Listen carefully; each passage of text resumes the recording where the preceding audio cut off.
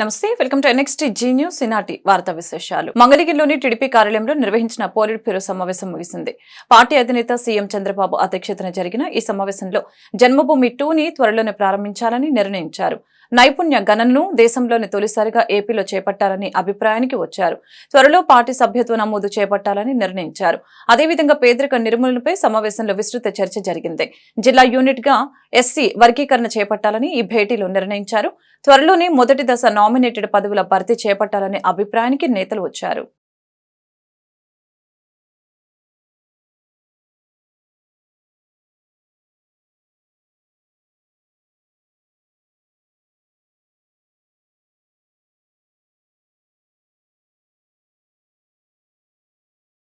Deputy CM Pawan Kalyan Bengaluru పర్యటనకు వెళ్లారు. Karnataka CM సిద్ధరామయ్యతో ఆయన భేటీ అయ్యారు. ఇరు రాష్ట్రాలకు సంబంధించిన వన్యప్రాణి, అటవీ సంరక్షణ అంశాలపై చర్చించారు. ఈ చర్చలో Karnataka bio energy development board chairman కూడా పాల్గొన్నారు. మరొకవైపు కర్ణాటక అటవీ శాఖ మంత్రి బి ఖంద్రేతో పవన్ భేటీ అయిన పవన్ కళ్యాణ్ ఇరు రాష్ట్రాల మధ్య ఉన్న సత్సంబంధాలు, భవిష్యత్తు కార్యాచరణపై సుదీర్ఘంగా చర్చించారు.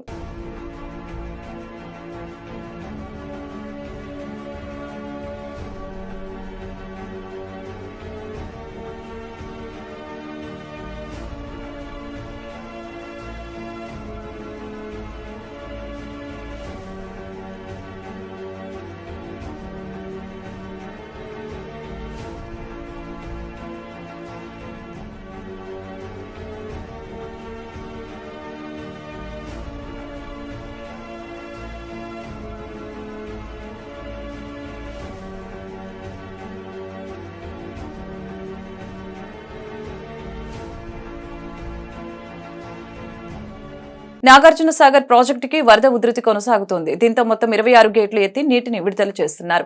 22 గేట్లు 5 అడుగుల, 4 గేట్లు 10 అడుగుల మేర ఎత్తి నీటిని విడుదల చేస్తున్నారు. ప్రాజెక్టులు 2.53 లక్షల క్యూసెక్ల ఇన్ఫ్లో వచ్చి చేరుతుంది. 2.69 లక్షల క్యూసెక్ల అవుట్ఫ్లోను దిగువకి విడుదల చేస్తున్నారు. నాగార్జున సాగర్ పూర్తి స్థాయి నీటి మట్టం 590 అడుగులు కాక ప్రస్తుత నీటి మట్టం 585.30 అడుగులుగా ఉంది.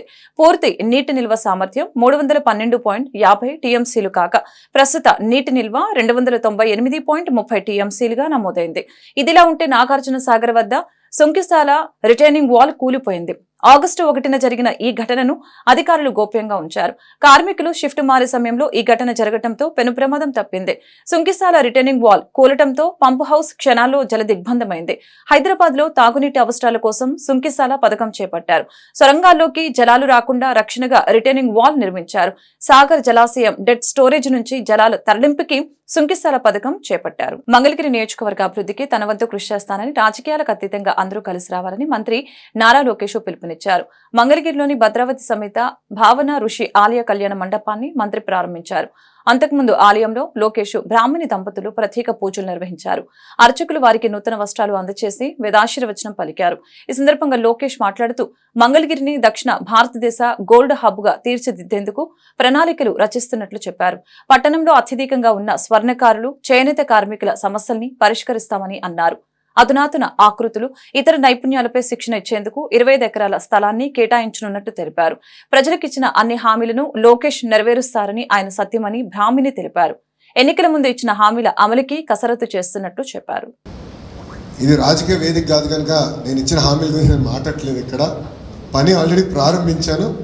అందుకు వచ్చే ఫలితాలు మీరు చూస్తారు. నేను తీసుకునే ప్రతి అడుగు మన సమస్యల శాశ్వత పరిష్కారానికి వేసే అడుగది. మన గౌరవ ముఖ్యమంత్రి నారా చంద్రబాబు నాయుడు గారు కూడా ప్రభుత్వం ఏర్పడిన వెంటనే మొదటి కార్యక్రమం పెన్షన్ ఇచ్చే కార్యక్రమం మంగళగిరి నియోజకవర్గంలో చేశారు. అక్కడ కలెక్టర్ గారికి స్పష్టమైన ఆదేశాలు జారీ చేశారు. ఆర్థిక పరంగా అయ్యేది పనులు ఏంటి, డబ్బులు అవసరం లేని పనులు కొన్ని ఉంటాయి. ఆ రెండు మీరు విడగొట్టి తొందరగా ఎస్టిమేట్లు ఒక పక్కన వేస్తూ ఉండండి, ఇంకో పక్కన ఈ ప్రక్రియ కూడా ప్రారంభించండి. అవసరమైతే క్యాబినెట్ కూడా తీసుకురండి, నేను ఆమోదం పలుకుతాను. ప్రజలు ఇక్కడ బాధ్యత పెంచారు నా పైన అని స్వయంగా గౌరవ ముఖ్యమంత్రి చంద్రబాబు నాయుడు గారే చెప్తాం జరిగింది. సో మా పైన బాధ్యత పెరిగింది అంటే ఎలాంటి సందేహం లేదు. ప్రత్యేకంగా మీ లోకేష్ పైన కూడా బాధ్యత పెరిగింది అంటే ఎలాంటి సందేహం నాకు లేదు. తప్పనిసరిగా శాశ్వత పరిష్కారం ఎత్తుతాం. నేను మన మంగళగిరి మన లోకేష్ కార్యక్రమంలో కూడా పెద్దలు ఇంటికి వెళ్ళినప్పుడు కూడా ఇదే చర్చకు వచ్చింది. కమిటీ సభ్యులందరూ కూడా అక్కడనే ఉండే, వాళ్ళందరితో మేము చర్చించాం. అందరినీ కూర్చోబెట్టి నేను ఆ రోజే హామీ ఇచ్చా గురుగారికి, కూర్చోబెట్టి శాశ్వతంగా పరిష్కారం ఎత్తుతానని చెప్పా. దాన్ని నేను ఇప్పుడు కూడా కట్టుబడి ఉన్నాను. దాంతోపాటు పెద్దలు నేను కోరేది, యువకుల్ని కూడా ప్రోత్సహిద్దాం, స్లోగా తీసుకొద్దాం, వాళ్ళపైన కూడా బాధ్యత పెడదాం. ఎందుకంటే నేను ఈ భూమిపైన శాశ్వతం కాదు, ఎవరి భూమిపైన శాశ్వతం కాదు, కానీ వ్యవస్థ అనేది శాశ్వతం. సో యువకులకి అవగాహన తీసుకురావాలి, బాధ్యత పెంచాలి, అందరం కలిసికట్టుగా ఇది ముందలు తీసుకెళ్లాల్సిన అవసరం ఉంది. దానికి పెద్దల్ని కూడా కోరేది, యువకుల్ని కూడా ఎక్కువ లాగుదాం, వాళ్ళు రారు పట్టుకుని లాగుదాం, భాగస్వామ్యం చేద్దాం. వాళ్ళ రూట్స్ అంటే ఎక్కడ నుంచి ఎక్కడ పుట్టారు, ఎక్కడ పెరిగారు, ఏం చేయాలనేది కూడా వాళ్ళు తెలుసుకోవాల్సిన అవసరం ఉంది. ఆ పవిత్రమైన బాధ్యత ముందలు తీసుకెళ్దామని పెద్దలు కూడా నేను కోరుకుంటూ, నాకు ఇంత అద్భుతమైన అవకాశం ఇచ్చిన మంగళగిరి ప్రజలకి, కమిటీ సభ్యులకి, హనుమంతరావు గారికి, మన అనురాధ గారికి, రాజు గారికి, అబద్దయ్య గారికి, మన శ్రీను అన్నకి, జానకమ్మ గారికి, అందరికీ పేరు పేరున నా హృదయపూర్వక ధన్యవాదాలు తెలుపుకుంటూ మీ అందరి దగ్గర నుంచి నేను సెలవు తీసుకుంటాను. వైసీపీ ప్రభుత్వ హయాంలో ఒక్క బస్సు కూడా కొనలేదని రాష్ట్ర రవాణా శాఖ మంత్రి రాంప్రసాద్ రెడ్డి విమర్శించారు. ఏలూరు ఆర్టీసీ డిపోలో దూర ప్రాంతాలకు వెళ్లే 30 super luxury star liner sleeper bus సర్వీసుల్ని ఆయన ప్రారంభించారు. అనంతరం ఆర్టీసీ డిపో ఆవరణలో మొక్కలు నాటారు. ఈ సందర్భంగా రాంప్రసాద్ రెడ్డి మాట్లాడుతూ జగన్ సంక్షేమం పేరు చెప్పి అభివృద్ధిని గాలికి వదిలివేశారని విమర్శించారు. కొత్త ప్రభుత్వంలో ఇప్పటి వరకు 1400 కొత్త బస్సులు కొన్నామని అన్నారు. ఆర్టీసీ సంస్థను గాడిలో పెట్టేందుకు ప్రయత్నాలు చేస్తున్నామని తెలిపారు. ఈ నెల 15న అన్నా క్యాంటీన్లు ప్రారంభించబోతున్నట్లు చెప్పారు. ఆర్టీసీ కార్మికుల సమస్యలు ప్రభుత్వం దృష్టికి తీసుకువెళ్తామని ఆయన తెలిపారు.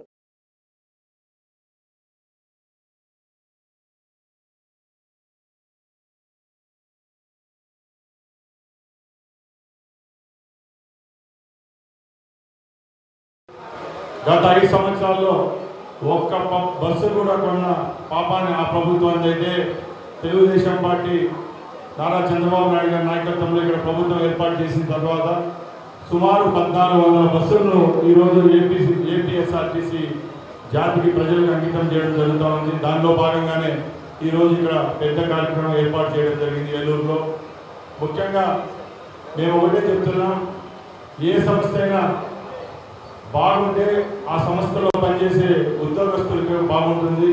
వాళ్ళందరూ ఆ సంస్థ బాగుండే రోజే ప్రజలకు కూడా నాణ్యమైన సేవలు అందించడానికి ఉంటుంది. కాబట్టి మరొకసారి ప్రభుత్వం ఏర్పాటు చేసిన తర్వాత ఏపీఎస్ఆర్టీసీని గాడిలో పెట్టేదానికి మా రవాణా శాఖ అయితేనే, మా ప్రభుత్వం అయితేనే చర్యలు తీసుకుంటా ఉంది. ముఖ్యంగా దానిలోనే ఈ భాగం ఇది. ఈరోజు ఏలూరు పట్టణంలో వివిధ డిపోలకు చెందిన వెస్ట్ గోదావరి డిపోలకు చెందిన బస్సులన్నీ ఇక్కడ ప్రారంభించడం జరుగుతూ ఉంది. గత 5 సంవత్సరాల్లో ఒక్క బస్సు కూడా కొన్న పాపాన్ని ఆ ప్రభుత్వాన్ని అయితే తెలుగుదేశం పార్టీ నారా చంద్రబాబు నాయుడు గారి నాయకత్వంలో ఇక్కడ ప్రభుత్వం ఏర్పాటు చేసిన తర్వాత సుమారు 1400. పల్నాడు జిల్లా కారంపూడి మోడల్ స్కూల్లో విద్యార్థినుల పట్ల ఓ ఉపాధ్యాయుడు అసభ్యంగా ప్రవర్తించాడు. విషయం తెలుసుకున్న తల్లిదండ్రులు పాఠశాల వద్దకు చేరుకొని ఆందోళన చేపట్టారు. అతని ప్రవర్తన పట్ల ఆగ్రహించిన మహిళలు ఉపాధ్యాయునికి దేహశుద్ధి చేశారు. ఇంతలో మండల విద్యాశాఖ అధికారి, పోలీసులు పాఠశాలకు చేరుకొని విచారణ జరిపారు. బాధ్యుడైన ఉపాధ్యాయుడిపై చట్టపరంగా చర్యలు తీసుకుంటామని అధికారులు వెల్లడించారు.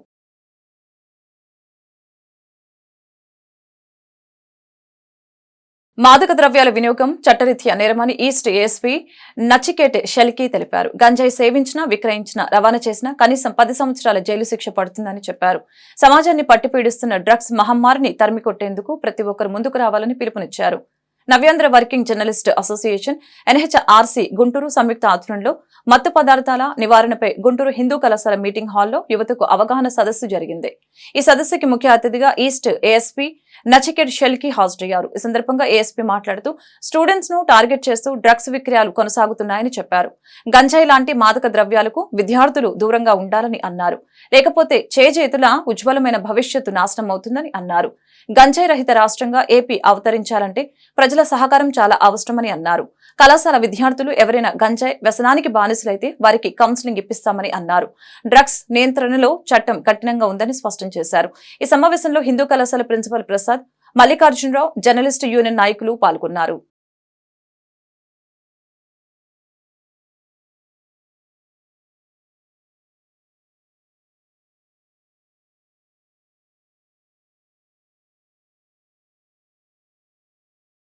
importing, exporting, using, possession అయితే మీ దగ్గర జేబులో ఉండొచ్చు, మీ బండిలో ఉండొచ్చు, మా హౌస్లోనే ఉండొచ్చు. ఇదంతా ఆఫెన్స్ ఈ యాక్టింగ్. బేసికలీ అయితే anything related to drugs is offence. So point అయితే టచ్ చేయాలా, you do not go even near this drugs. What is the punishment? Basic punishment అయితే 10 years minimum punishment.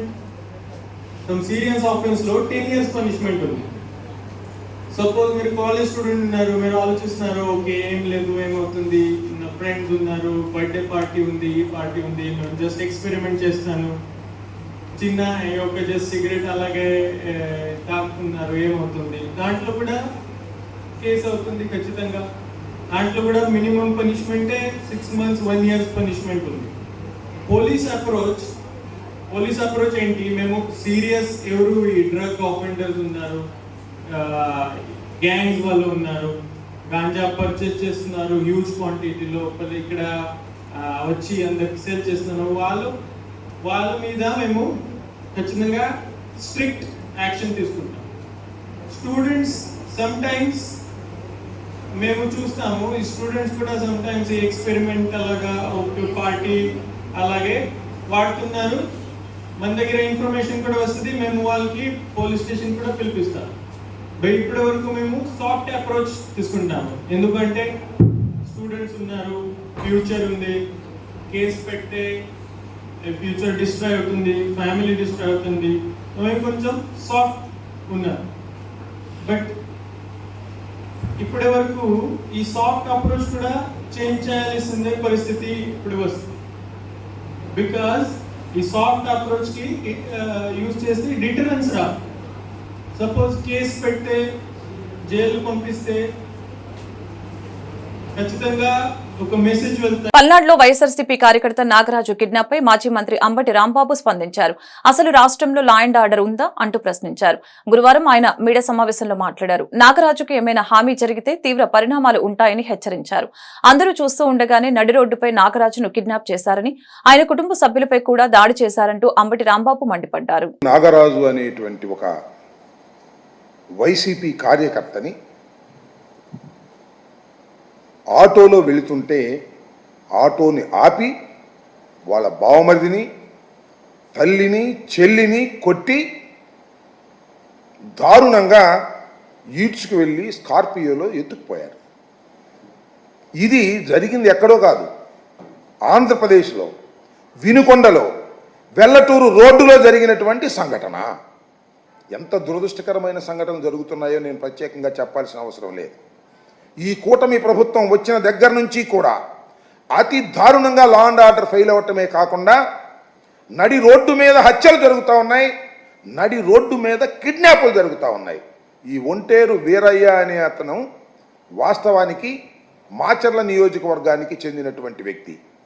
Pinnelli Ramakrishna Reddy గారి మీద మొన్న పెట్టినటువంటి కేసులో is also an accused. Bail మీద బయట ఉన్నాడు. భయపడి వినుకొండ వచ్చి వాళ్ళ బావమరిది దగ్గర తలదాచుకుంటూ కూరగాయల వ్యాపారం చేసుకుంటున్నాడు. ఆటోలో కూరగాయలు తీసుకొని వెల్లటూరు రోడ్లో వేరే చోటకు వెళుతున్నటువంటి సందర్భంలో తెలుగుదేశానికి చెందినటువంటి వ్యక్తులు, రౌడీలు దారుణంగా వచ్చి ఆటో ఆపి వాళ్ళ బావమరిదిని కొట్టి నరికి తల్లి చెల్లెలను పక్కకు నెట్టి ఇతన్ని తీసుకొని కిడ్నాప్ చేసుకొని వెళ్ళిపోవటం అనే దాన్ని మనం చూస్తే ఇవాళ రాష్ట్రంలో ఏం జరుగుతుందన్న, రాష్ట్రంలో అసలు లా అండ్ ఆర్డర్ ఉందా? హోమ్ డిపార్ట్మెంట్ పనిచేస్తుందా? పోలీస్ వ్యవస్థ పనిచేస్తుందా? నడి రోడ్డు మీద వినుకొండ లాంటి సమస్యాత్మకమైనటువంటి నియోజకవర్గం, మొన్ననే వినుకొండలో అతి దారుణంగా ఒక వ్యక్తిని నడి రోడ్డు మీద బహిరంగంగా నరికి చంపినటువంటి వినుకొండలో లా అండ్ ఆర్డర్ లేదే. ఎవరిని పడితే వాళ్ళని ఎత్తుకుపోతున్నారే. మరి నేను ఈ సందర్భంగా చెప్పదలుచుకొని ఎస్పీ గారితో కూడా మాట్లాడాము. ఆయన కూడా మేము వీఆర్ గోయింగ్ టు యాక్షన్ అండి, మా టీమ్స్ రీచ్ అవుతున్నాయి, మేము యాక్షన్ తీసుకుంటామని ఆయన చెప్పారు. నేను అనేది ఏమిటంటే ఆ వ్యక్తికి, ఒంటేరు నాగరాజు అనేటువంటి వ్యక్తికి ఏ విధమైనటువంటి హాని జరిగినా దానికి బాధ్యత వహించవలసింది నారా చంద్రబాబు నాయుడు గారి ప్రభుత్వం. దీని మీద తక్షణం స్పందించాలి. అతన్ని ప్రాణహాని లేకోకుండా కాపాడవలసినటువంటి బాధ్యత ఉంటుంది. ఆయన ఒక కేసులో ముందే అయితే అవ్వచ్చు, అది చట్టపరంగా జరగవలసినటువంటి అంశం.